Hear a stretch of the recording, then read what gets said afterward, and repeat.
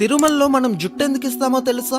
మొట్టమొదట వెంకటేశ్వర స్వామి ఒక చీమల పుట్టలో ఉండేటప్పుడు బ్రహ్మదేవుడు ఒక ఆవు రూపం దాల్చి రోజు ఆ చీమల పుట్ట దగ్గరికి వచ్చి పాలిచ్చేవాడు. అది గమనించిన ఆవుల కాపరి ఈ ఆవు మీదకి తన గొడ్డల్ని విసురుతాడు. అప్పుడు వెంకటేశ్వర స్వామి ఆ ఆవుకి అడ్డంగా నిలబడతాడు. దాంతో ఆ గొడ్డలి వెంకటేశ్వర స్వామి తలకి తగిలి రక్తం కారి దెబ్బ తగులుతుంది. కొన్నాళ్ళకి ఆ దెబ్బ అయితే తగ్గిపోతుంది, కానీ అక్కడ వెంట్రుకలు మాత్రం రావు. ఒకసారి వెంకటేశ్వరుడు కొండ మీద పడుకొని ఉండగా ఆకాశ మార్గంలో వెళ్తున్న నీలాదేవి అనే ఒక గంధర్వ కన్య వెంకటేశ్వరుని చూచి కిందకి వస్తుంది. తలకి తగిలిన దెబ్బని చూసి ఎంతో బాధతో తన తల నుంచి కొన్ని వెంట్రుకలను తెంపి వెంకటేశ్వరునికి ఇస్తుంది. అప్పుడు వెంకటేశ్వరుడు ఇలా చెప్తాడు, నా అందం కోసం నీ అందాన్ని పాడు చేసుకున్నావు కదా, కలియుగంలో కొండ మీదకి వచ్చిన నా భక్తులు తమ జుట్టుని ఇచ్చే సంప్రదాయం మొదలవుతుంది. ఆ జుట్టు యొక్క శక్తి అంతా వేరే భూలోకంలో ఉండే నీకు దక్కుతుంది అని చెప్తారు. ఇంతకీ మనం తిరుమలలో ఇచ్చే మన జుట్టుని ఏం చేస్తారో తెలిస్తే కామెంట్ చేయండి. ఒకవేళ తెలియకపోతే గోవిందా గోవిందా అని కామెంట్ చేయండి.